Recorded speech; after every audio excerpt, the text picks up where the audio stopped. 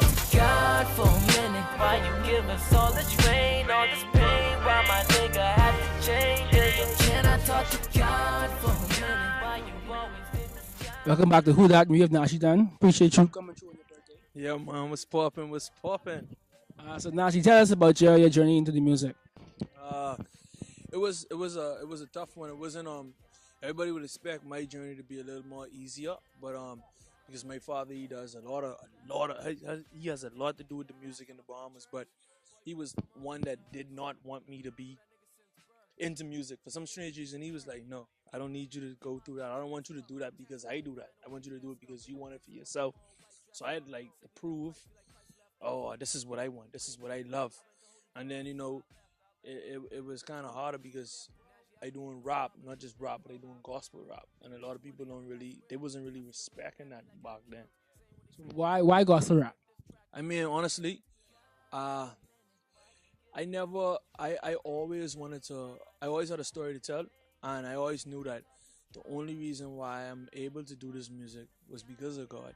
So if I'm gonna do it, let me just do it all the way for Him. Like I never was the secular rap. I never was that guy who had to stop doing this to do gospel rap. I never made a switch. It was always this from day one.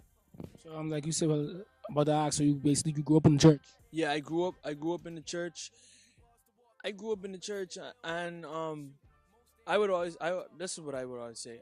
I grew up in the church, but I always had a heart for the streets. So I see you dropped but I want to go too far in the future. So this project you dropped. Which project is this? Is like third, fourth, fifth? This is actually my third mixtape, but I have two albums. And just give us a brief background on the first two albums. The first two albums. The first album is called Relentless Pursuit. That right there was basically my journey in finding God and finding out, my purpose, what I want to do in life. And it was telling people that what, it's a bigger purpose than you just living life every day, waking up in the morning, but go out and find the truth. The truth is God. So now, the Pursuit Continue was the second album to let you know that what, even when you find God, that's not it. Now that you found the truth, it's time to share the truth. So your pursuit continues. It's never over. It's never over. The job is not done. So when people are actually done, what you want the first thing that comes to their mind? The thing about it, I don't even want them to think about me. My thing is, I always want to be that person to make Jesus famous. So the first thing that comes in your mind is just think about like God. And you said it was an easy path for you. So tell me something about the challenges you faced, other than your father not wanting you to be into music, but the choice you made to do gospel rap. What type of backlash have you received or pushbacks from like any be it radio or friends, family, anything like that? Oh, I mean for sure. I had family members telling me, what, focus on something other than that. Keep playing basketball. Keep keep doing school. Find a topic in school, something you like. Go to college, do something.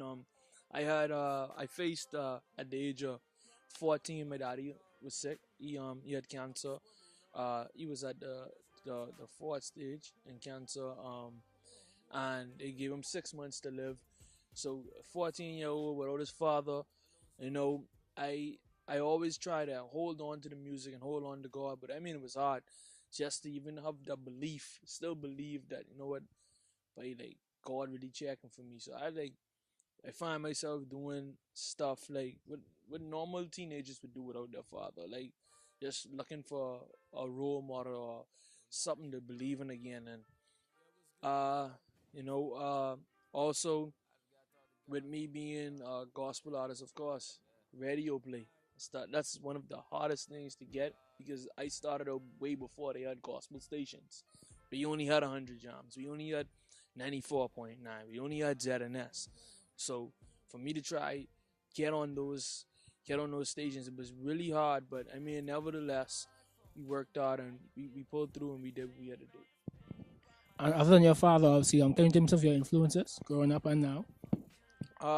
Now it's so funny because most of my influences have like they have a lot, not they have nothing to do with rap.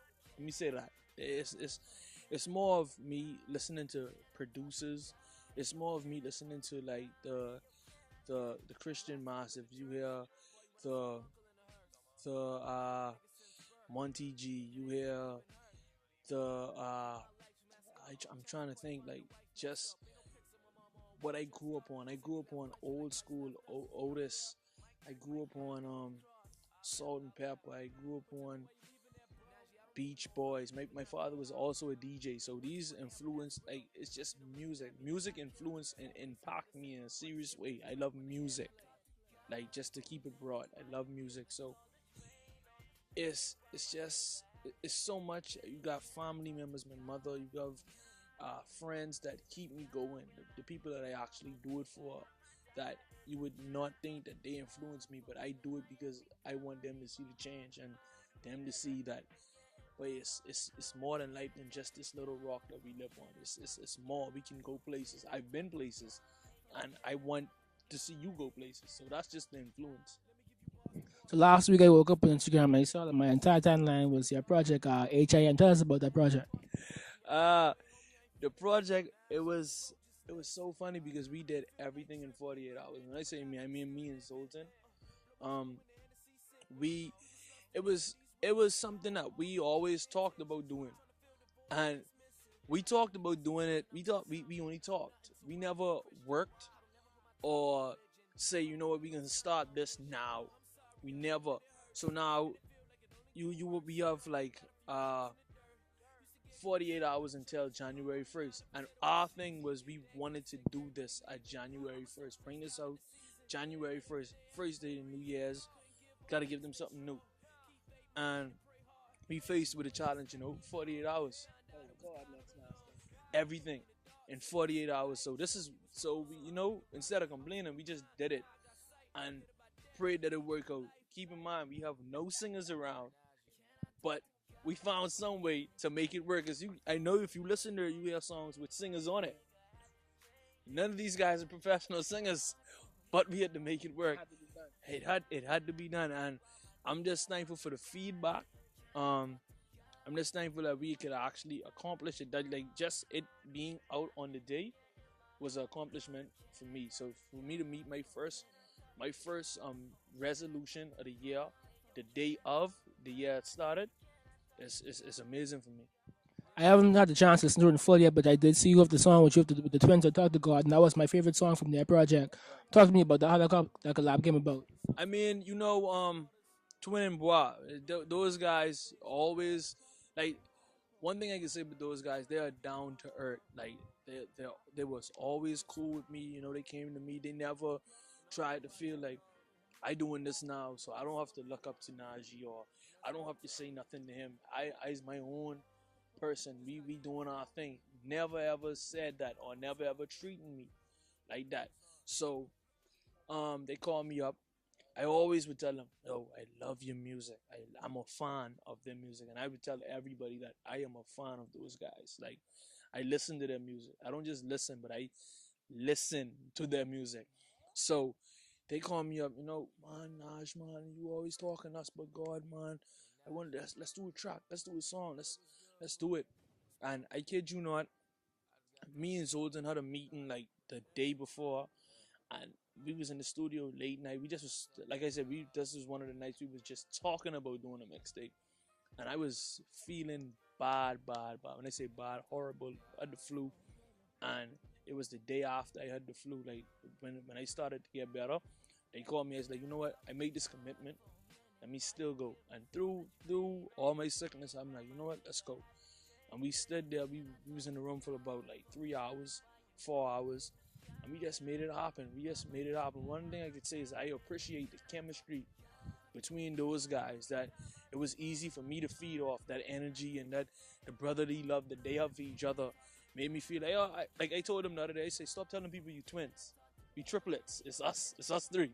So, I mean, it was so fun doing that. And I mean, I look forward to doing like more collabs with them, or just being a brother to them and being a mentor to them. I look forward to always being a person that. Before I let you go, two things. Let me know what if you could tell us your plans 2015. Let people know how they can find you. All right, boy. 2015. It's a lot I want to say, but it's a lot I can't say. I really can't. I'm not allowed to. But I'm just saying, like, look out for a lot of stuff this year. I plan to drop a lot more music this year. That was just 8 tracks. So I plan to drop a lot more music this year, and I that's my promise to everybody out there. I'm gonna drop a lot more music, so expect a lot. I can't say exactly what it is. I really wish I could, but just expect a lot. You can hit me up on Facebook. It's Najie Dun, the church boy, or Najie Dun Live Life, Cartwright. Or you can hit me up on Instagram. Instagram is much easier.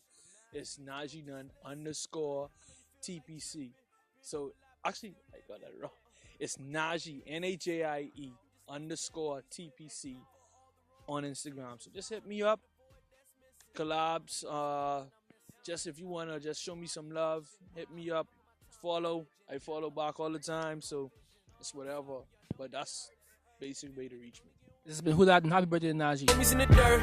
Used to get criticized by the church. I be lying if I said it was easy. Dad got sick, everybody leaving.